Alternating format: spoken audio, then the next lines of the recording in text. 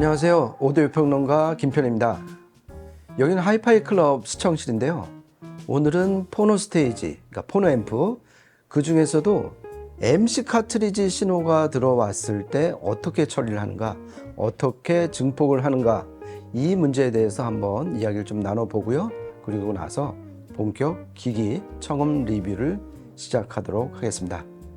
잘 아시는 것처럼 MC 카트리지 신호는 통상 MM 카트리지 신호의 출력 대비 한 10분의 1밖에 안 돼요. 그래갖고 제가 지금 쓰고 있는 올릭 로즈라는 MC 카트리지의 출력은 0.4mV예요. 그런데 제가 바로 그 옆 테이블에서 쓰는 베르테르의 다크 사브레라는 MM 카트리지는 출력이 4.3mV예요. 4.3mV. 그러니까 거의 10배 차이가 나는데, 동일한 포노 앰프가 이 신호를 증폭을 하기 위해서는 상식적으로, 논리적으로 MC 카트리지 신호가 들어왔을 때 최소 10배 증폭, 즉 20dB 증폭을 해야 된다는 얘기가 되거든요.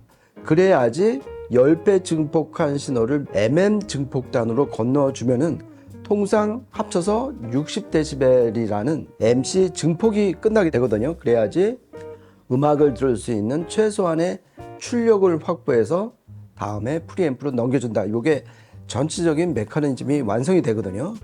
그런데 여기서 MC 신호, 그러니까 MM 신호의 10분의 1밖에 안 되는 신호를 10배 증폭하는 방법이 두 가지가 지금까지 전해져 내려오고 있는 거죠. 그래서 보다 더 보편적으로 널리 사용되는 게 승합 트랜스 방식이고요. 그리고 오늘 중점적으로 살펴볼 다른 방식이 바로 헤드앰프 방식이 되겠습니다.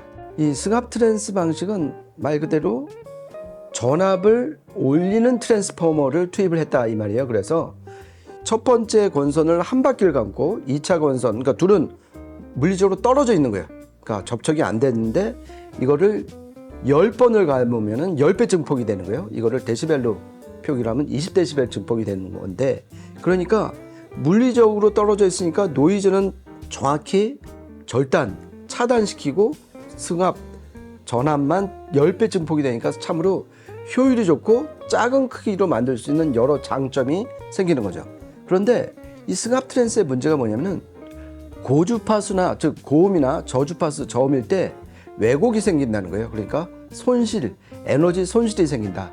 그래서 정확한 대역, 그러니까 협대역에 문제가 있는 거예요. 그래서 흔히 승합 트랜스를 쓰면 중역대가 도톰하다 이런 것도 상대적으로 따지고 보면은 고역과 저역이 조금 약해졌기 때문에 그 반사 이익을 얻은 결과가 아닐까, 이런 느낌도 있거든요. 그래서 이 승합 트랜스가 어떤 그 매력적인 음색에도 불구하고 이 정확한 재생음을 추구하는 쪽에서는 헤드 앰프라는 방식을 그래서 지금 줄기차게 쓰고 있는 거예요. 그래서 오늘 이제 살펴볼 이 헤드 앰프 방식은 말 그대로 뭐냐면은 트랜스가 아니라 어느 증폭 소자, 그러니까 진공관이 됐든 트랜지스터가 됐든 증폭 소자를 통해서 10배 아니면 20배 증폭을 한다는 의미인데요.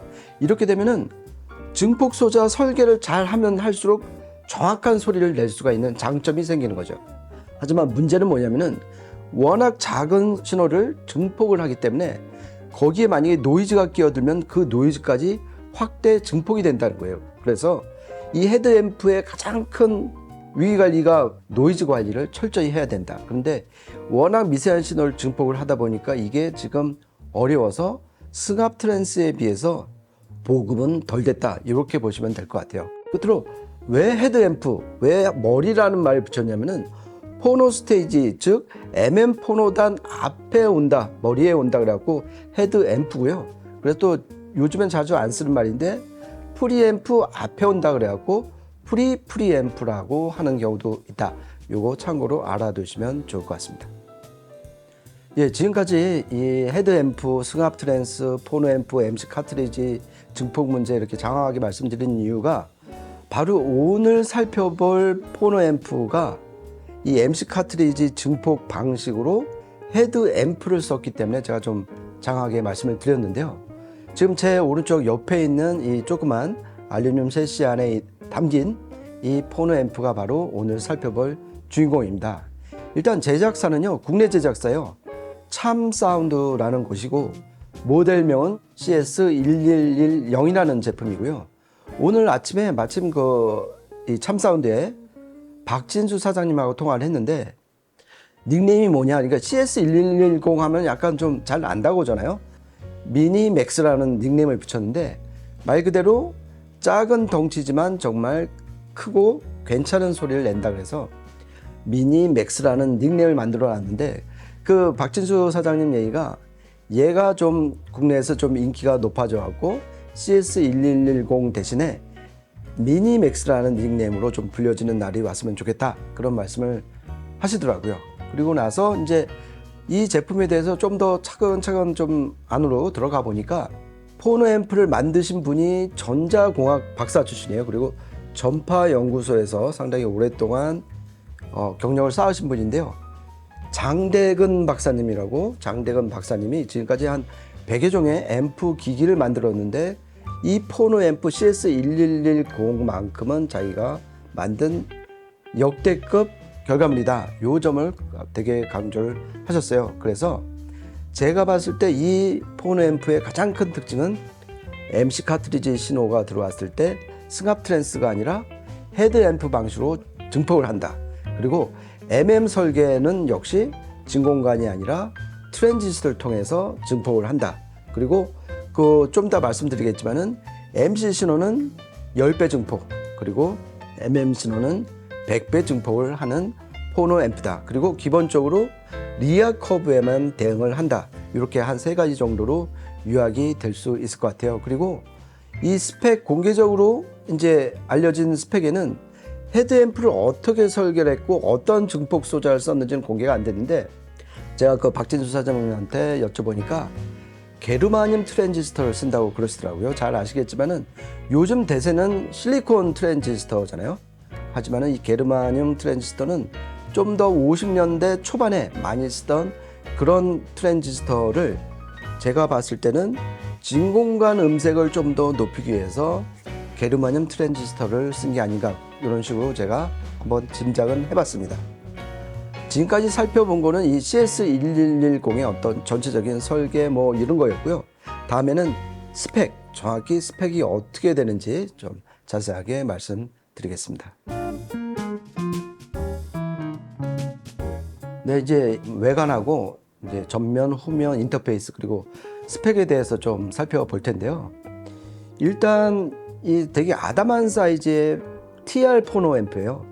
그리고 이제 전면 왼쪽에는 전원 입력 버튼밖에 없고, 그리고 후면도 역시 RCA 단자, 입출력 단자를 갖췄는데 이 MMMC에 물론 모두 대응을 하고, 하지만 입력 단자는 한 조만 갖췄어요. 그래갖고 그 옆에 토글 스위치로 MMMC를 선택을 하시면 되고요. 이 출력 단자도 역시 RCA 한 조만 갖춰서 지금 증폭이 끝난 신호를 프리앰프나 인티앰프로 넘겨주는 상당히 심플한 인터페이스의 포노 앰프다, 이렇게 보시면 될 것 같고요.